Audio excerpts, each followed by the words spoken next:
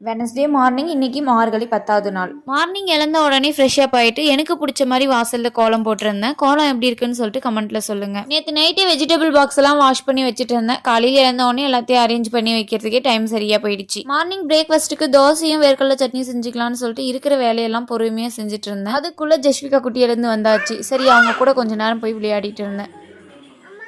இந்த மாதிரி கேரக்டர் நிறைய பேர் லைஃப்ல ஃபேஸ் பண்ணியிருப்பீங்க.